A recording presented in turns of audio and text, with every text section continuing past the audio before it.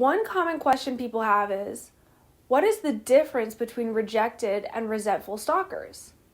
Aren't they basically the same thing?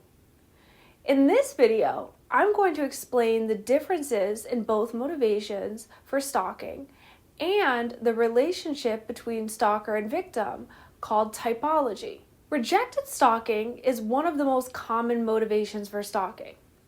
It usually results from the dissolution of a close relationship. This type of stalking begins after one person has attempted to end a relationship or indicated that they intend to end a relationship.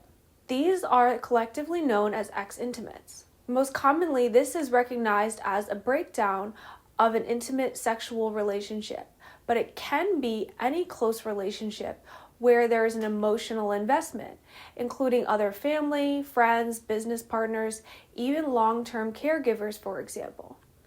The rejected stalker gains satisfaction from the forced contact that substitutes for actual closeness and the imposed communications that replace genuine interactions.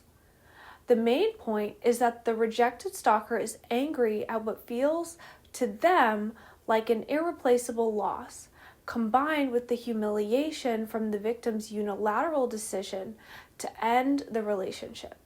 There are 3 types of rejected stalkers: reconciliation, vengeful, and mixed.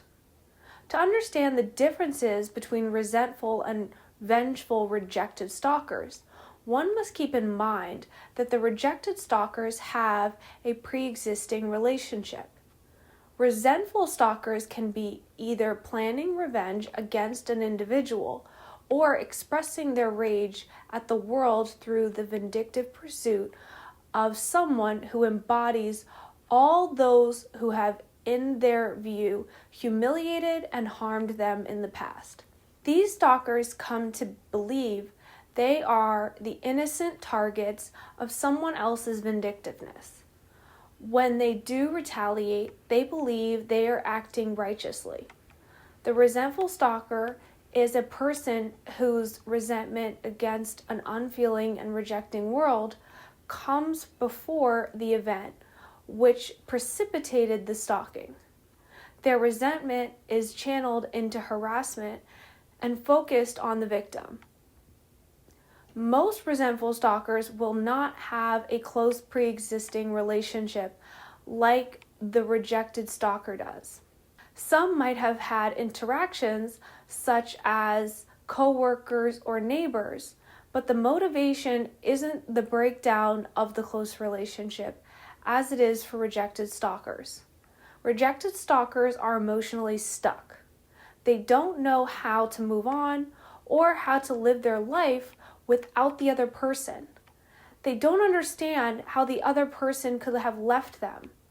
Resentful stalkers are mad at the world, and the victim is the surrogate for all those believed to have ever harmed them.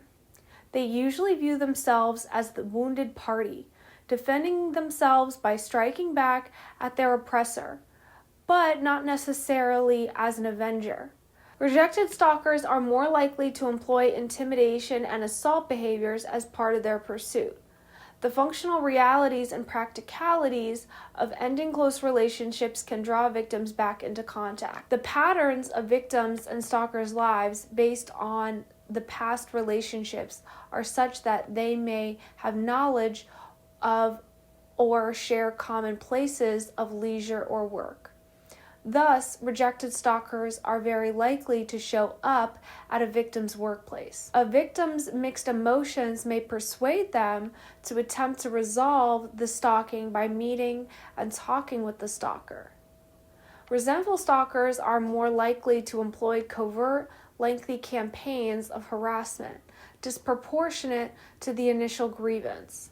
The more extended episodes of stalking will usually be pursued anonymously at first.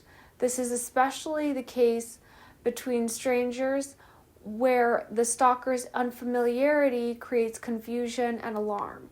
Resentful stalkers can either be seeking planned revenge against an individual, such as against a neighbor who repeatedly parks in their parking space, or expressing their rage at the world through their vindictive pursuit of someone who has come to represent all of those who have humiliated them in the past. This is also common in instances where a supervisor or coworker has ignited the stalker's fury by a specific act, making them a target, or where the stalker may express general resentment against the business, authority, or the system. Often, victims are surrogates for the type of people the stalker believes has humiliated them through their entire life. Thus, CEOs, managers, and others who are responsible for giving feedback or performance reviews for employees are at particular risk of being targeted, especially if the potential stalker is fired from their job. Healthcare providers, lawyers, and teachers are also vulnerable to resentful stalking. However, termination of long-term therapeutic relationships occasionally gives rise to rejected stalking patterns. Thus, we see it is the nature of the relationship that largely defines the differences between rejected stalking and resentful stalking behaviors. Thank you so much for watching. Please remember to like, comment, share, and subscribe to our channel. I'll see you in the next video. Stay safe.